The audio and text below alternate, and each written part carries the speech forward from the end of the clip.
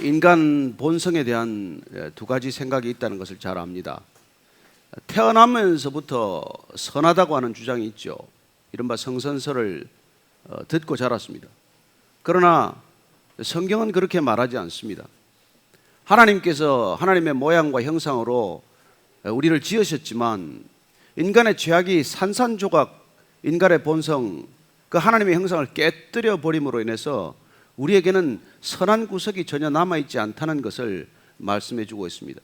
따라서 성경의 기록은 인간이 얼마나 실패했는지의 기록입니다. 왜 구원이 밖에서부터 와야 하는지를 절감하도록 기록하고 있는 책이 성경책이죠. 따라서 우리는 구약 전체를 통해서 실패한 이스라엘 백성들을 보게 되고 예수님이 반드시 오셔야 한다는 것을 우리는 믿음으로 알게 됩니다. 예수님께서 오셔서 뭘 하셨습니까? 그분께서는 12제자를 다시 부르셔서 이 땅이 어떻게 구원받게 할 것인지에 대한 그림, 이른바 구원 프로젝트를 시작하신 것을 봅니다. 그러나 12제자도 끝내 예수님의 십자가 앞에서 두려움에서 벗어나지 못한 채 다 달아나는 것을 보게 되고, 예수님께서 약속하신 성령이 오셨을 때, 그 성령으로 거듭났을 때, 성령의 사람이 되었을 때 비로소 제자들은 담대하게 복음을 전하는 사람들이 된 것이죠. 그리고 거듭난 그 성품을 통해서 우리는 어떤 변화가 우리 안에 일어나는지, 영원한 생명이 우리 안에 들어왔을 때 이 유한한 목숨 가운데, 유한한 생명 가운데 어떤 일들이 일어나는지를 보게 하십니다.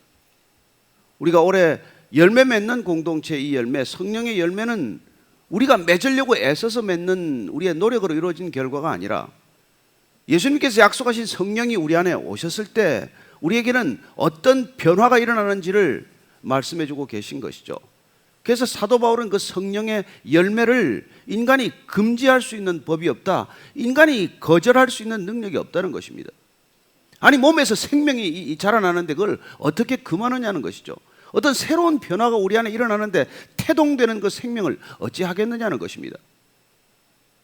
따라서 우리가 지금 이제 이달의 그 11월 달의 주제로 살펴보고 있는 이 온유라고 하는 성품 또한 우리가 조금 더 훈련받고, 우리가 조금 더 교양을 가지고, 우리가 조금 더 연단을 받음으로써 생기는 그런 성품이 아니라, 하나님께서 우리 안에 오시면은 우리 안에 빚어지는 성품, 그 온유한 성품이 어떤 것인지, 그리고 그 온유한 성품은 어떻게 드러나게 되는지를 오늘 이 본문 말씀을 통해서 우리가 발견하게 됩니다. 디모데는 비교적 젊은 목회자였고 사실 그 안에는 두려움이 있었을 거예요.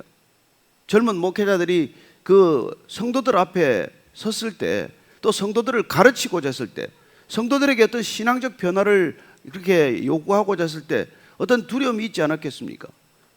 그래서 어떤 태도로 그가 목회를 해야만 하는지 이 디모데 전서 후서를 통해서 바울이 가르쳐 줄 때, 특별히 그 당시에는 이 이단들이라든지 교회를 뒤흔드는, 그렇게 잠잠히 들어와서 교회를 어렵게 하는 사람들이 있었기 때문에 그들과 어떻게 지내야 할 것인지, 어떻게 대처해야 할 것인지에 관한 얘기들을 정리해서 해주고 있는 것을 듣게 됩니다. 오늘 우리가 이 온유라고 하는 성품을 살펴볼 때 이 디모데에게 일러주는 바울의 권면을 통해서 우리의 온유함은 어떤 온유함이어야 하고 어떻게 그 온유함은 이 신앙 공동체 가운데서 드러나게 되느냐는 것을 보게 됩니다. 먼저 14절 말씀을 한번 더 읽습니다. 시작. 너는 그들로 이 일을 기억하게 하여 말다툼을 하지 말라고 하나님 앞에서 엄히 명하라. 이는 유익이 하나도 없고 도리어 듣는 자들을 망하게 함이라. 첫 번째, 우리가 하나님의 성품, 하나님의 구원을 덧입는 자들, 하나님의 생명이 우리 안에서 자라기 시작하면 쓸데없는 말다툼 하지 않는다는 거예요. 그리고 우리가 무엇을 가르치고자 할 때, 무엇을 전하고자 할 때, 복음을 특별히 전하고자 할 때 말다툼으로, 말로 싸워서 이기는 게 아니라는 거예요. 여러분, 세상은 말로 싸워야 이기는 것입니다. 많은 학교에서 보면은 논쟁이나 논전하는 것들을 가르치기도 해요. 어떻게 자기의 주장을 관철할 것인가, 어떻게 내 주장을 설득할 것인가, 어떻게 상대방의 주장이 그릇되었다는 것을 증거할 것인가, 그런 것들을 우리는 끊임없이 훈련받기를 원하고, 논리학이라든지 그런 철학적 사변적 그런 논쟁들을 일삼고 있지만, 그러나 적어도 우리가 하나님의 생명을 덧입고 구원을 은혜로 받은 사람들은 이 구원의 생명을 말다툼으로 전하는 건 아니라는 거예요. 그래서 오늘 보면 말다툼을 하지 말라고 하나님 앞에서 성도들에게 엄격히 명령하라, 이렇게 지금 얘기해 주고 있습니다. 왜냐하면 이는 유익이 하나도 없고 도리어 듣는 자들을 더욱더 망하는 길로 인도하게 된다는 거예요. 그러면 궁금증을 가진 사람들은 어떻게 해야 합니까? 복음이란 무엇입니까? 구원이란 무엇입니까를 묻는 사람들에게 우리가 대답하지 말라 그런 뜻이 아니지 않습니까? 그러나 신이 어디 있냐? 하나님이 도대체 어디 있다는 말이냐? 이런 사람들과 무익한 논쟁을 벌여서 복음이 전해지는 법은 없습니다. 그들을 우리가 품고 기도할 때, 그들을 간절한 마음으로 하나님 앞에 올려드릴 때 하나님께서 일하시는 것을 우리는 목격하지만, 우리가 무슨 논쟁을 해서 그 사람들에게 복음이 전해지는다는 것은 그건 정말 착각도 그런 착각이 없어요. 안 믿기로 결정한 사람들, 신이 없다고 굳게 논지를 세운 사람들, 무신론자들, 또 특별히 어떤 타종교에 이렇게 깊이 빠져 있는 사람들, 그 사람들에게 우리가 무슨 논쟁으로 복음을 전하는 일이 아니라는 것입니다. 그럴 때 우리는 그러면 어떤 태도로 그들과 함께 지내야 합니까? 15절 말씀 읽습니다. 시작. 너는 진리의 말씀을 옳게 분별하며 부끄러울 것이 없는 일꾼으로 인정된 자로 자신을 하나님 앞에 드리기를 힘쓰라. 우리가 해야 될 일, 우리가 구원받은 자로 살아간다면 우리가 해야 될 첫 번째 일은 보십시오, 진리의 말씀을 우리가 옳게 분별하는 것이라는 것입니다. 저와 여러분들이 진리의 말씀, 하나님의 말씀을 옳게 분별하는 것보다도 더 중요한 일이 없습니다. 우리가 하나님의 말씀을 분별하지 못하면 이게 진리인지 거짓인지, 이게 참 하나님의 말씀인지 이단의 사슬인지, 이걸 분별하지 못하면 우리가 어떻게 하나님의 사람으로 설 수 있겠습니까? 그래서 우리가 해야 할 첫 번째 우리의 소명, 우리의 부르심의 자리는 하나님의 말씀을 경청하고 그 말씀을 분별해서 듣는 것을 우리가 훈련하는 것이죠. 그래서 이 교회가 처음부터 끝까지 성경 중심적인 교회, 성경 말씀만 붙들고 가자고 결심한 교회, 해마다 성경을 한두 번씩 읽지 않으려면 아예 나오지를 마십시오, 그런 무례한 것처럼 들리는 그런 얘기를 거침없이 하는 이유는 우리가 진리를 분별하기 위해서, 하나님의 말씀을 그 참과 거짓을 분별하기 위해서는 우리가 이 성경을 읽지 않고 듣지 않고 묵상하지 않고 먹지 않고 어떤 방법이 있냐는 것입니다.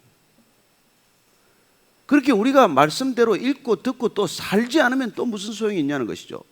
그러니까 말씀을 우리가 곡해하는 두 갈래 길이 있어요.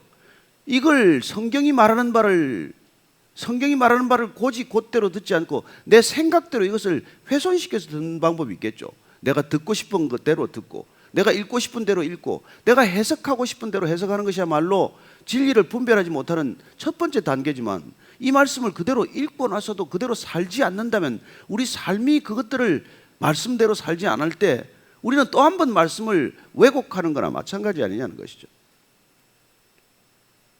그래서 우리가 진리를 분별하는 것은 두 단계에 걸쳐서 일어나야 하는 것이죠. 성경을 읽을 때 그 말씀이 말하는 바를 우리가 곧게 바르게 깨닫는 것도 중요하지만은, 그 깨달은 말씀을 살아내지 않으면은 그 말씀의 가치를 우리 스스로 왜곡시키거나 가치를 떨어뜨리는 일이 아니냐는 것이죠. 저는 오늘날 이 시대가 성경에 대해서 그토록 많은 말씀이 있고, 그토록 많은 설교가 있고, 그토록 많은 무슨 해설서가 있고 주석서가 나와 있지만, 그 많은 책들이 있음에도 불구하고 우리가 그리스도인들이 이 시대를 그리스도의 말씀대로 살지 않고 있다면은, 그건 또 한 번 우리가 말씀을 옳게 분별하지 못하는 또 하나의 모습이 되고 마는 것이죠. 저와 여러분들이 2019년 이제 얼마 남지 않았습니다. 말씀대로 올 한 해 살아오자 그렇게 애를 썼고, 누구에게나 내가 대접받고자 하는 대로 내가 남을 먼저 대접하자고 그렇게 한 해를 시작했지만, 얼마나 우리가 말씀대로 살아왔느냐는 것이죠. 따라서 우리가 말씀을 제대로 진리를 분별하고 있는지 못하고 있는지는 우리 삶이 증거하는 거예요. 만약에 예를 들어서 누가 무슨 이상한 돈을 교회에 갖다 헌금했다고 칩시다. 그 사람이 어떤 돈인지를 세상 사람들이 다 안다고 쳐요. 그러면 그 사람이 돈을 헌금한 것을 세상 사람들은 어떻게 생각을 하겠어요? 야, 교회도 뭐 아무 돈이나 받는구나. 교회도 하나님도 돈이라면 뭐 끔뻑하는구나. 돈을 제일 좋아하는 게 교회구나. 이러지 않겠어요? 옛날에 어떤 교회가 무슨 비자금을 거기서 관리를 하고 무슨 그 떳떳하지 못한 돈을 거기서 자금 세탁을 하고 그런 돈이 교회 안에서 돌아갔다는 기사를 보고 얼마나 다들 이렇게 실수를 했겠어요. 이 도대체 교회가 뭐 하는 곳이냐 도대체. 따라서 우리가 진리를 분별하지 못하는 것은 단순히 성경을 읽고 말씀대로 해석하지 못하는 차원을 넘어서서 성경을 읽고 나서도 말씀대로 살지 않으면 저 사람들은 진리를 분별하지 못하는 사람이다. 그런 얘기를 당연히 듣겠죠. 둘째는 무엇입니까? 부끄러울 것이 없는 일꾼으로 인정을 받으라는 거예요. 부끄러울 게 없이 살아야 한다는 것입니다. 우리가 지금 온유라는 주제를 따라가고 있지만 이 온유함이란 사실 진리에서부터 비롯된 온유함이어야 하고 우리가 부끄러울 바가 없는 정직함, 신실함에서 비롯되어야 한다는 것을 압니다. 왜냐하면 우리가 사람들한테 떳떳지 못한 행동을 하고 어떻게 우리가 하나님의 말씀을 전할 수 있으며 떳떳지 못한 행동과 삶을 가지고 어떻게 우리가 온유한 삶을 살아낼 수 있겠어요? 사실 우리가 죄를 짓고 나면 늘 불안하지 않습니까? 늘 불안하기 때문에 더 강팍해지고 불안하기 때문에 더 사람들한테 대해서 적대적인 관계로 들어가지 않아요. 따라서 우리가 복음을 전하기 위한 이 온유한 삶의 모습과 온유한 관계 형성에 있어서 중요한 것은 부끄러울 게 없는 삶을 살아야 한다는 것입니다. 말씀대로 사는 것이 가장 빠른 길이겠죠. 지름길 아니겠어요? 그 사람이 하나님의 앞에 서기에 설만한 사람이 섰다. 하나님을 믿더니 저 사람이 부끄러울 게 없는 사람이 되었다는 인정을 받을 수 있다면 얼마나 좋겠어요. 그게 중요한 지금 또 하나의 기준이고 또 하나는 뭡니까? 하나님 앞에 자신을 드리기를 힘쓰라는 거예요. 자신을 하나님 앞에 드리기를 힘쓰라. 여러분들이 이렇게 나오는 것, 예배를 우리가 드리는 것, 하나님 앞에 나오기를 힘쓰는 것 중에 지극히 작은 부분이에요. 그러나 이 공간을 떠나서 우리가 예배 처소가 아니라 우리가 어디서든지 하나님 앞에 우리 자신을 드리기를 힘쓴다면은 세상은 그걸 더 높이 또 그걸 정직하게 바라보겠죠. 우리끼리 모여서는 거룩한 예배를 드렸다고 하지만 이 공간을 떠나면 순간 우리는 이 예배와는 상관없는 삶의 모습을 가진다면 하나님 앞에 우리가 드리기를 힘써 애쓰는 사람이라고 누가 얘기를 하겠어요? 하나님 앞에 드리기를 애쓴다는 것은 우리가 언제 어디서든지 변함없는 모습으로 살아내는 것을 뜻할 것입니다. 신실한 삶이란 무엇입니까? 오락가락하지 않는 것이죠. 저는 오늘 이 사도 바울이 디모데에게 향해서 진리의 말씀을 옳게 분별하라. 부끄러울 것이 없는 일꾼으로 인정을 받으라. 그리고 무엇보다도 너 자신을 하나님 앞에 드리기를 힘쓰라. 이렇게 권면할 때 이 말씀은 곧 우리가 사실 믿음 안에서 이번 달 우리가 생각하고 있는 이 온유한 삶을 살아가는데 불가분의 관계에 있다는 것을 알게 됩니다. 온유하려고 애쓸 필요가 없는 거예요. 사실은 부드럽게 살려고 애쓸 필요가 없는 것이죠. 우리가 진리를 분별하고 있으면 하나님 앞에 우리 자신을 드리기를 애쓰고 있으면은 우리는 부드러운 삶을 살게 된다는 것이죠. 그러나 거꾸로 이거 보십시오. 16절부터 19절입니다. 시작. 망령되고 헛된 말을 버리라. 그들은 경건하지 아니하며 점점 나아가나니 그들의 말은 악성 종양이 퍼져나감과 같은데 그 중에 후메네오와 빌레도가 있느니라. 진리에 관하여는 그들이 거릇되었도다. 부활이 이미 지나갔다 하므로 어떤 사람들의 믿음을 무너뜨리느니라. 그러나 하나님의 견고한 터는 섰으니 인침이 있어 일렀을 때 주께서 자기 백성을 아신다 하며 또 주의 이름을 부르는 자마다 불의에서 떠날지어다 하였느니라. 망령되고 헛된 말을 버리라. 망령되고 헛된 말은 우리의 온유함을 거스르는 가장 중요한 사인입니다. 진리를 분별하는 사람들이 해야 할 일은 뭡니까? 망령되고 헛된 말을 삼가하는 것이죠. 망령되고 헛된 말은 여러 가지 종류가 있을 수 있어요. 사실은 진리를 대적하는 말들이야말로 가장 망령되고 헛된 말이죠. 그러나 어떻습니까? 우리가 시간만 나면 잡담을 하는 사람들은 어때요? 그것도 망령되고 헛된 말이에요. 사실 필요하지 않은 말들, 쓸데없는 말들, 잡담들, 이런 얘기들로 해서 우리는 복음을 전할 수는 없는 일입니다. 따라서 우리가 구원받은 입술, 하나님의 은혜를 받은 입술이 조심해야 될 것은 망령되고 헛된 말을 조심하는 것이죠.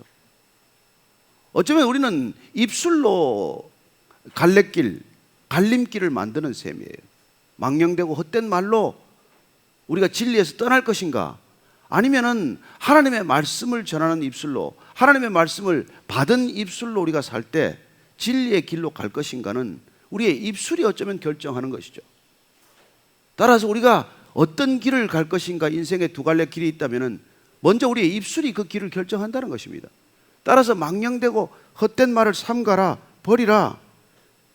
그리고 그 말 때문에, 입술 때문에 점점 불경건으로 나아가게 된다고 말합니다. 그래서 그들의 말, 소위 그들의 입술은 마치 악성 종양과 같다는 표현을 쓰고 있어요. 여기 악성 종양을 이게 뭐 괴저라고 그러기도 하고, 또 이 성경 공동 번역을 보면 암이라고 돼서 번역을 해놨어요. 사실 악성 종양이나 암이나 우리 생명을 치명적으로 끌고 가는 건 마찬가지죠. 악성 종양이라는 게 보니까 뭐 이렇게 살이 썩어 들어가는 거더라고요. 괴저라고 그렇게 하는 게. 이 악성 종양과 같은 것이 인간의 말이 될 수 있다는 것이죠. 망령되고 헛된 말을 한다면, 쓸데없는 말, 하나님을 대적하는 말, 하나님께 불경건한 말, 이런 말들이 암적인 말들이 된다는 거예요. 어떤 공동체 전체를 괴사 상태로 몰고 가는 그런 말들이 될 수 있다는 것입니다. 저는 우리가 무슨 말을 듣고 살아야 할지, 무슨 말을 하고 살아야 할지를 결정해야 할 때입니다. 이 시대가 얼마나 하나님을 대적하는 말들이 횡행하고 있습니까?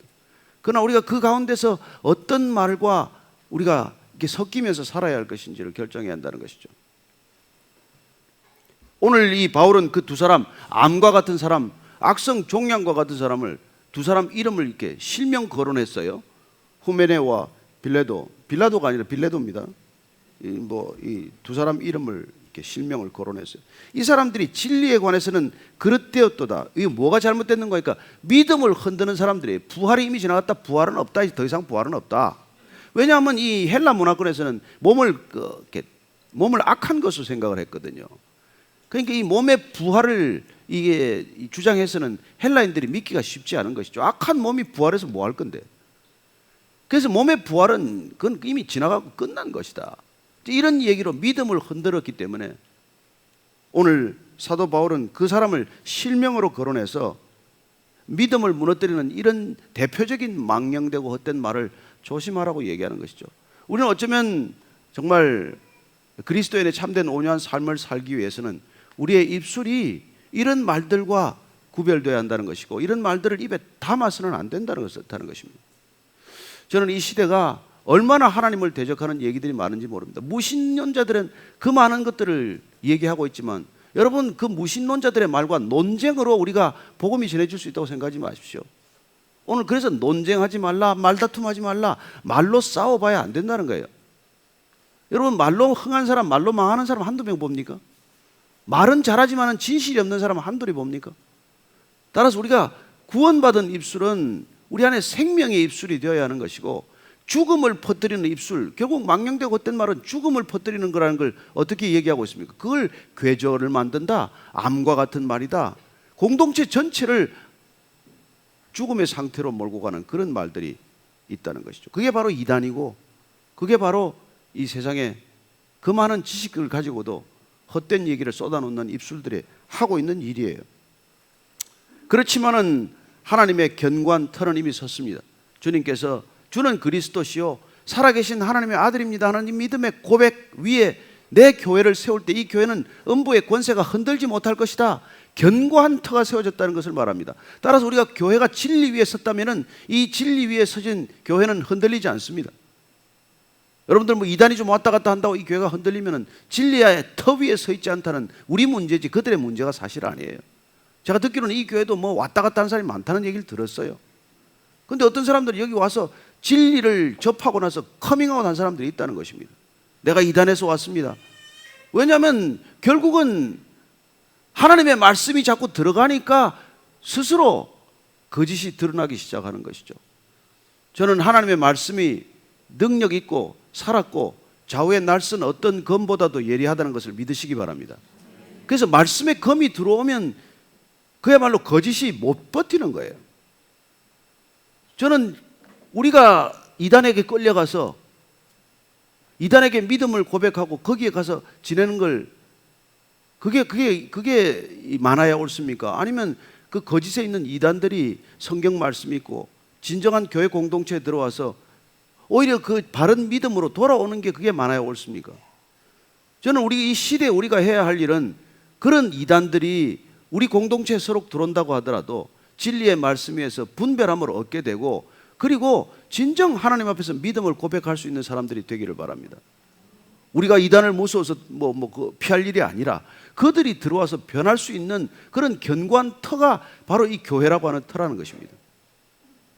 그러나 그들은 교회라는 이름을 붙이긴 하지만 무슨 교회예요? 거기 보면은 사실은 거대한 비즈니스 업체나 마찬가지죠. 그들의 관심은 오직 돈 아닙니까? 얼마나 많은 돈을 축적했는지 모르죠. 얼마나 많은 부동산을 사들였는지 몰라요. 그런 거대한 무슨 왕국처럼 만들어놨지만 최근에 우리 한 성도도 그런 왕국에 끌려갔다가 참 돌아와서 제가 귀한 간증을 들었습니다. 결국은 그들의 관심은 돈이에요. 그런데 하나님께서는 우리에게 그런 견고한 터를 주셨을 뿐만 아니라 교회라고 하는 공동체를 주셨을 뿐만 아니라 그분께서 친히 인치셨습니다. 성령으로 우리에게 인을 치 주셨어요. 성령의 사람이 되었다는 것은 곧 우리가 더 이상 망령되고 헛된 말에 휘둘리지도 않거니와 우리 입술을 그런 데 쓰도록 내어주지도 않는다는 것이죠. 20절 21절 말씀 읽습니다. 시작. 큰 집에는 금그릇과 은그릇뿐 아니라 나무그릇과 질그릇도 있어 귀하게 쓰는 것도 있고 천하게 쓰는 것도 있나니 그러므로 누구든지 이런 것에서 자기를 깨끗하게 하면 귀히 쓰는 그릇이 되어 거룩하고 주인의 쓰심에 합당하며 모든 선한 일에 준비함이 되리라. 여기 큰 집은 교회라고도 볼 수 있고 우리가 살아가고 있는 이 공동체 속이라고도 볼 수 있겠죠. 금그릇, 은그릇, 나무그릇, 질그릇 다 있다는 거예요. 모든 그릇이 다 있다는 것입니다. 귀하게 쓰는 것도 있고 천하게 쓰는 것도 있다는 거예요. 그러면 하나님께서는 어떤 그릇을 쓰시겠어요? 금그릇이라 쓰는 건 아니라 이 말 하고 싶은 거 아니겠어요? 우리의 관심은 무슨 그릇이냐, 그릇의 진료에 대해서 그렇게 관심이 많지만은 하나님의 입장에서는 그게 무슨 재료가 문제가 아니란 말이에요. 어떤 재료든지 하나님께서는 쓸 수 있는 거죠. 5달란트 그릇도 쓸 수 있고 3달란트 그릇도 쓸 수 있고 1달란트 그릇도 쓸 수 있습니다. 문제는 깨끗한 그릇이냐 깨끗하지 않은 그릇이냐, 그게 문제라는 것이죠. 그래서 사실 하나님께서는 우리를 깨끗함으로 인도하기 위해서 광야를 걷게 하신 것이죠. 깨끗해져야 광야를 걸어가는 거예요.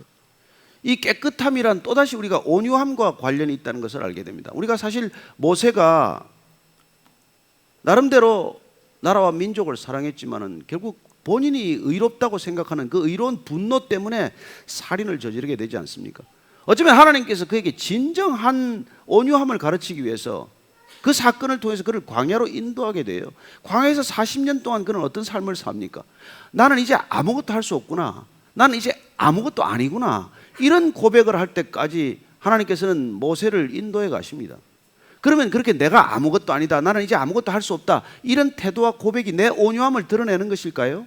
아니에요. 그건 우리가 인간이 생각하는 온유고 하나님이 생각하는 온유함이란 그런 모세, 내가 더 이상 나를 주장하고 나를 내세우는 존재가 아니라 정말 나는 하잘것없는 존재라고 하는 자기 절망과도 같은 그런 비참한 자기 처지를 고백할 수 있는 그때에 이르렀을 때 하나님께서 비로소 때가 되었다고 보시고 그에게 새로운 소명과 새로운 능력을 부어주시는 것을 경험하게 됩니다. 하나님께서 그에게 떨기나무에서 그를 만나셔서 꺼지지 않는 불을 그에게 다시 불붙이게 하시고 그리고 그를 이스라엘 백성들을 이끌어갈 진정한 지도자로 세우셨을 때 그때 모세는 온유하게 되는 거예요. 따라서 우리가 무슨 열등감에 사로잡혔거나 무슨 절망감에 사로잡혀서 우리가 온유해지는 게 아니라는 것입니다. 따라서 모세가 그런 하나님의 부르심을 받고 하나님께 새로운 소명과 능력을 부여받았을 때 그때 모세는 어떤 사람이 되었을까요? 민수기 12장 3절 한번 찾아서 읽어보겠습니다. 민수기 12장 3절 자, 같이 읽습니다. 시작. 이 사람 모세는 온유함이 지면의 모든 사람보다도 더하니라. 모세의 온유함이 이 땅에 어떤 사람보다도 더 온유한 사람이 되었다는 거예요. 이 앞에 사건은 지금 미리암이 이게 아론하고 지금 불평을 일삼는 그런 상황이에요. 그러나 그걸 내 옛날의 모세의 능력으로 같으면 아마 가만두지 않았겠죠. 무슨 큰 일이 벌어졌겠죠. 그러나 그에게 새로운 소명과 새로운 능력이 부어졌는데 그 능력이란 온유함의 능력이고 그 온유함으로 그는 이 사건을 수습하게 됩니다. 하나님이 직접 수습하는 걸 보게 돼요. 나중에 고라 자손이 시기심이 발동이 돼서 또 모세에게 대드는 일이 납니다. 이스라엘 백성들이 수시로 모세에게 대들었어요. 불평하고 불만하고 그리고 이 애굽 땅으로 돌아가게 해달라고 그렇게 정말 모세를 못 살게 굴지 않았습니까? 그럼에도 불구하고 모세가 그 온유함이 어떤 사람보다도 더했기 때문에 이스라엘 백성들을 광야로 전전하는 시간들을 거쳐서 가나안 땅으로 인도하는 그런 리더가 되는 것이죠. 따라서 온유함이란 단순히 내가 아무것도 못합니다, 나는 이제 아무것도 할 수 없습니다 하는 그런 고백의 사람이 아니라 하나님이 주시는 소명이 나보다 크기 때문에, 하나님이 주시는 비전이 나보다 더 위대한 것이기 때문에, 하나님이 내게 주신 능력이 내 개인의 능력이 사람의 능력이 아니라 그걸 넘어서는 초월적인 능력이기 때문에 그 능력으로 모든 것들을 잠잠케 하는 온유함이라는 것을 알게 됩니다. 따라서 이 온유함은 우리가 단순히 그냥 성격 좀 좋다, 사람 참 좋네 하는 그런 온유함은 게 본질이 다르다는 것을 우리는 이해해야 합니다. 그 온유함이 지금 모세가 이 세상에 어떤 사람보다도 큰 온유의 사람이 되었다는 거예요. 그렇게 하나님께서는 그를 선한 일에 쓸 수 있도록 준비해 가신 것을 보게 됩니다. 자, 디모데에게 다시 또 이렇게 말합니다. 온유한 디모데가 될 수 있도록 22절 이렇게 말합니다. 시작. 또한 너는 청년의 정욕을 피하고 주를 깨끗한 마음으로 부르는 자들과 함께 의와 믿음과 사랑과 화평을 따르라. 청년의 정욕을 피하라. 이건 성적인 충동만이 사실 아닐 거예요. 여러 가지 정말 젊은이들이 가지고 있는 그런 이런 성격의 급한 성격이라든지 뭐 이렇게 한번 기어이 뭔가 그 끝을 보고야 말겠다는 그런 여러 가지 충동적인 욕구들이 있을 거예요. 그런 욕구들을 피해야 한다는 것입니다. 그 피할 수 있는 방법으로 이렇게 얘기하고 있습니다. 주를 깨끗한 마음으로 부르는 자들과 함께 하라는 것입니다. 왜 공동체가 필요합니까? 우리의 온유함을 드러낼 수 있는 공동체가 왜 필요합니까? 어려움이 있을 때 우리가 깨끗한 마음으로 주를 부르는 사람들과 함께 있는 게 우리 신앙에서는 너무 중요하다는 거예요. 자, 중요한 표현은 뭡니까? 깨끗한 마음으로 주를 불러야 한다는 것입니다. 깨끗하지 않은 동기로 주를 부르는 사람이 많다는 뜻 아니겠어요? 예수님께서 주여 주여 부르는 자마다 내 뜻대로 하는 것이 아니라고 말씀하지 않았습니까? 따라서 우리가 깨끗한 마음으로, 깨끗한 동기로, 순전한 마음으로 주의 이름을 부르고 있는 게 중요하다는 거예요. 그리고 그런 사람들과 함께 하라는 것입니다. 따라서 신앙 공동체를 이룰 때 중요한 것은 무엇입니까? 주의 이름을 많이 부르는 사람이 아니라, 주의 이름을 크게 부르는 사람이 아니라 깨끗한 마음으로 부르는 사람들과 함께 있을 때 우리는 우리의 온유함이나 거룩함이나 순전함이 하나님 뜻에 합당하게 된다는 거예요. 왜 교회가 필요합니까? 깨끗한 마음으로 이름을 부르는 사람들과 함께 이 어려운 시대를 이기자는 거예요. 그때 우리는 의의 길, 믿음의 길, 사랑의 길, 화평의 길을 걷게 된다고 말합니다. 우리의 성질 가지고는 못 걷는 길 아니에요. 우리가 한번 뭐 욱하면 한번 끝을 보리라 하는 이런 우리의 본성을 가지고는 걸을 수 없는 길이란 말이에요. 그러나 하나님께서 우리를 부르시고 하나님께서 우리를 빚으시고 하나님께서 우리에게 새로운 소명과 능력을 부어주시면 우리는 이제 온유함이라는 것이 우리의 성품이 아니라 하나님의 능력이 되어서 의의 길, 믿음의 길, 사랑의 길, 화평의 길, 이런 길을 걷게 된다는 거예요. 그때 다시 한번 또 조심하라고 말합니다. 23절 같이 읽습니다. 시작. 어리석고 무식한 변론을 벌이라. 이에서 다툼이 나는 줄 알미라. 어리석고 무식한 변론을 벌이라. 저는 이 시대가 결국은 우리 삶이 변정적이죠. 우리는 믿음을 증가하게 될 것입니다. 그러나 입술로 증가하지 않습니다. 논리로 증가하지 않습니다. 우리의 삶으로 증가할 뿐입니다.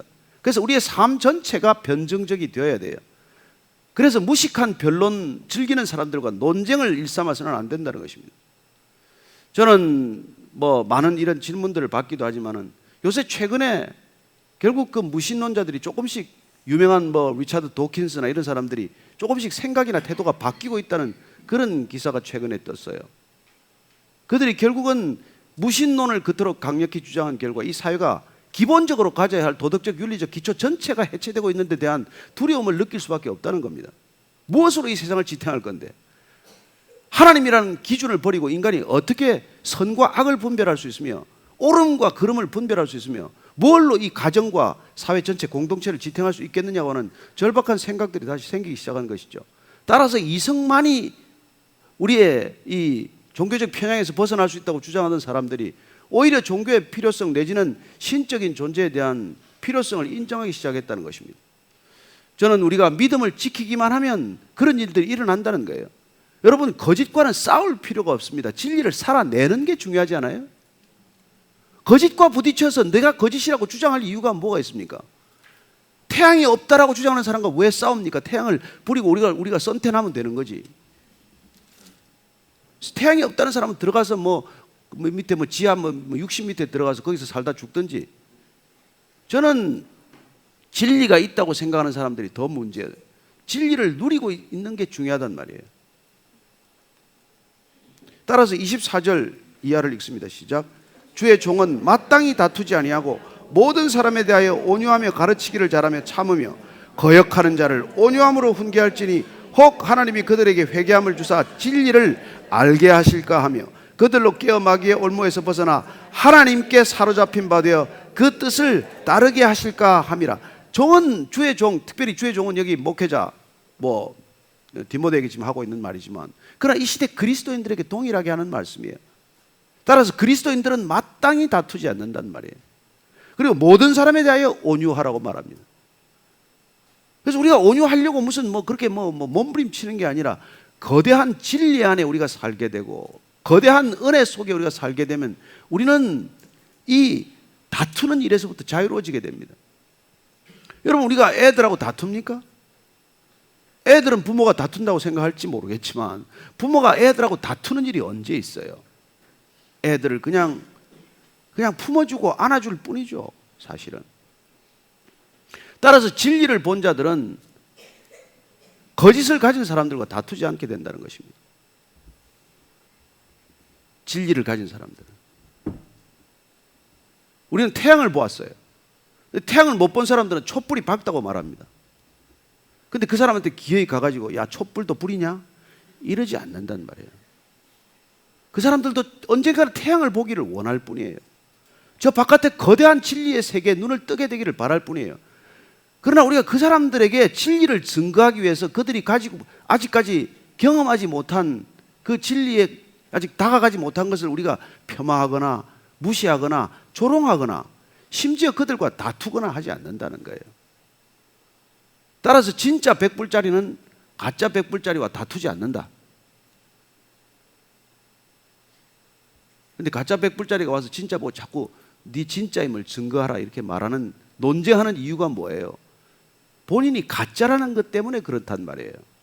가짜는 논쟁을 즐겨해요. 그러나 진짜는 진짜라는 것을 증명하거나 진짜라고 먼저 얘기하지 않는단 말이에요.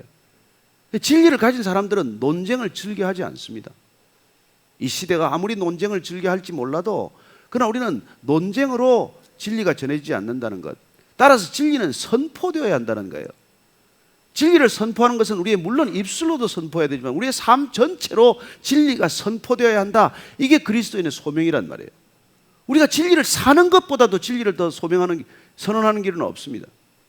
진리를 가진 자답게 사는 것, 진리를 누릴 수 있는 것만큼 누리고 사는 것, 그게 우리가 거짓을 정말 돌이키는, 회개시키는 유일한 길이라는 거예요. 그래서 마땅히 다투지 않을 뿐만 아니라 모든 사람에 대하여 우리는 온유한 태도를 가질 수 있는 것이죠. 이게 우리가 가지고 있는 놀라운 능력 아니겠어요? 마땅히 우리는 온유하고 또 가르치기를 잘하고, 우리가 무슨 그냥 사사건건 입으로 가르치는 게 아니라 우리 삶 전체가 저는 가르칠 수 있다고 믿습니다. 그리고 거역하는 자를 온유함으로 훈계할지니, 이건 우리가 부모가 자녀들에게 대하는 태도예요. 그렇게 늘 대들고 거짓말하고 속이고 하는 그 어린아이들에게 우리가 항상 어떤 온유함으로 그 자녀들을 대하지 않습니까? 그래야 그 자녀들이 끝내 바른 길로 돌이킬 수 있도록 하는 것, 그런 부모의 심정으로 우리는 진리의 세계에서 그렇게 그들도 들어올 수 있도록 인내하고 또 인내하는 것이죠. 그래서 그들에게 회개함이 일어나게 되고 진리를 알도록 할 책임이 우리에게 있다는 것입니다. 따라서 모든 사람에게 오늘 온유하라고 하는 이 바울의 디모데에 대한 권면은 오늘날 이 시대 그리스도인들이 불신자들을 향해서 그런 하나님이 주시는 소명과 권능으로 능력으로 그들을 온유하게 대하라고 하는 것과 마찬가지예요. 우리가 그럴 때 복음이 전해진다는 것입니다. 그럴 때 진리가 전해진다는 거예요. 여러분, 큰 가치를 가진 사람은 제가 볼 때 화 안 낸다고 그러지 않았습니까? 진짜 말이죠. 이게 귀걸이, 다이아몬드 귀걸이 몇 카라트짜리 가지고 있는 사람은 누가 와가지고 너 그거 큐빅이지, 이래도 화가 안 난단 말이에요. 또 그 사람은 혹시 자기 거를 세이프티 박스에 넣어놓고 그날은 큐빅을 하고 나왔어도 큐빅이지 그러면 그래 오늘은 큐빅하고 나왔다, 하나도 그게 마음에 허트가 안 된단 말이에요. 진리가 있는 사람은 그게 화가 안 나는데 진리가 없는 사람은 그게 화가 난단 말이에요. 너는 가짜와 진짜도 모르니? 그렇게 말하는 사람들은 이미 가짜라는 것을 드러내는 거란 말이에요. 그래서 우리 인생에 참 이렇게 참을 경험한다는 게 중요한 일이라는 거예요. 그래서 우리가 그들에게 진정한 회개의 기회를 주면 그들은 비로소 내가 무엇에 붙들려 있는지를 알게 됩니다. 바울은 그렇게 말해요. 그래서 그들로 깨어나서 마귀의 올무에서 벗어난다는 거예요. 우리가 왜 모든 사람들에게 온유하게 대합니까? 그들이 마귀에게 붙들려 있기 때문에 그렇다는 거예요. 이걸 압니까 본인이? 풀려나야 비로소 아는 것이죠. 왜 그렇게 우리가 술독에 빠져 있었나? 왜 그렇게 담배 하나를 못 끊나? 왜 거짓말 하나를 못 끊나? 왜 그만한 자리에 가 있는데도 벌컥벌컥 화를 내나? 왜 절대로 다른 사람에게 화를 내서 안 될 자리에서까지 저 사람은 화를 내나? 본인 몰라요. 마귀에게 붙들려 있다 그런 얘기하면 여러분 정신 나간 사람이라고 또 대들겠죠. 그래서 우리는 예수님께서 베드로한테도 얘기할 때 사탄아 물러가라고 할 때 눈을 딱 보고 그렇게 얘기하지 않았어요. 잠깐 고개를 비키고 사탄아 물러가라. 저는 여러분들이 이 세상이 어디에 붙들려 있는지를 알게 되면 그때 회개가 일어나게 되고, 회개가 일어나면 그들은 비로소 하나님께 스스로 붙들린 자가 될 줄로 믿으십시오. 우리는 하나님께 스스로 붙들렸기 때문에 온유한 자가 된 거예요. 우리의 온유는 우리의 성품이 아닙니다. 원래 우리 성품이 아니란 말이에요. 하나님에 붙들렸더니 하나님께서 보여주시는 능력과 하나님께서 보여주시는 놀라운 은사로 우리가 온유한 사람이 되어서 모든 사람에게 대해서 온유할 수 있게 되었은즉 까닭은 우리가 진리의 사람이 되었기 때문인 줄로 믿으십시오. 그리고 우리는 어떤 가짜에 대해서도 주눅들지 않습니다. 어떤 가짜도 부러워하지 않습니다. 따라서 이 세상을 진리로 이긴 주님께서 담대하라고 말씀하시는 것이죠. 저는 올 한 해 우리가 무별 예배를 드리면서 이 온유함이 우리 공동체 가운데서 드러나게 되기를 축복합니다. 같이 예배 드렸더니 사실은 우리가 큰 예배로 드리고 흩어지면 그런 개개인의 성품이나 성령의 열매가 드러날 겨를이 없잖아요. 그러나 작은 두미로 우리가 이렇게 만나서 예배 드리고 또 예배 드려 보면 저 사람이 하나님의 성품을 얼마나 덧입었는지 우리가 한눈에 알게 된단 말이에요. 그래서 우리가 사실 이 무별 예배를 드리는 까닭은 우리의 성품이 드러나기를 원하기 때문에 그래요.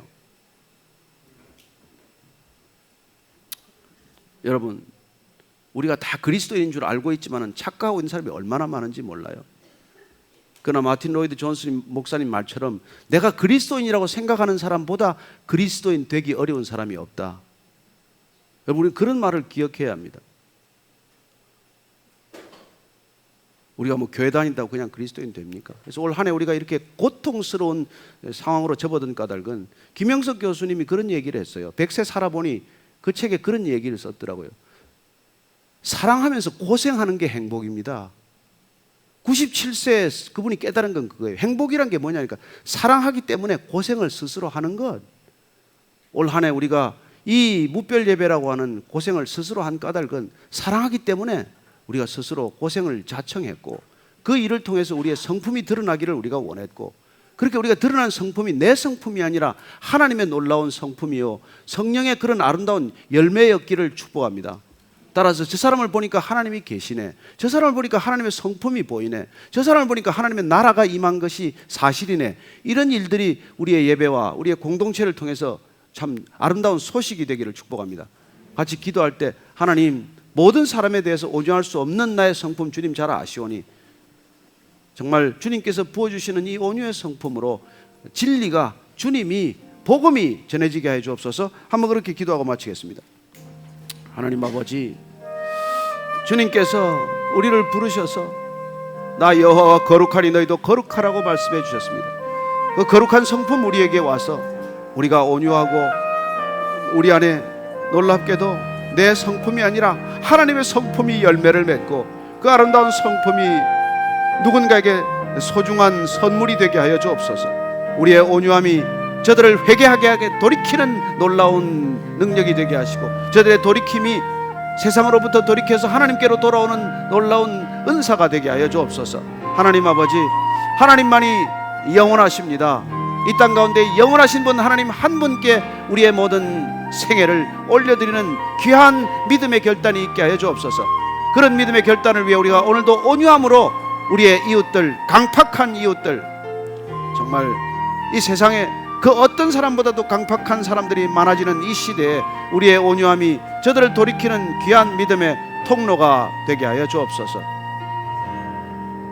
살아계신 하나님 아버지, 아버지의 놀라운 성품 그 은사가 우리 각자에게 불일 듯 일어나서 하나님 모든 사람에게 온유할 수 있게 도와주시고, 그리하여 모세가 하나님으로부터 받던 그 온유함이 이 땅에 어떤 사람보다도 뛰어난 온유함이 되었듯 우리 안에 주신 이 온유함이 세상의 그 어떤 것보다도 소중한 믿음의 성품이 되게 하여 주옵소서.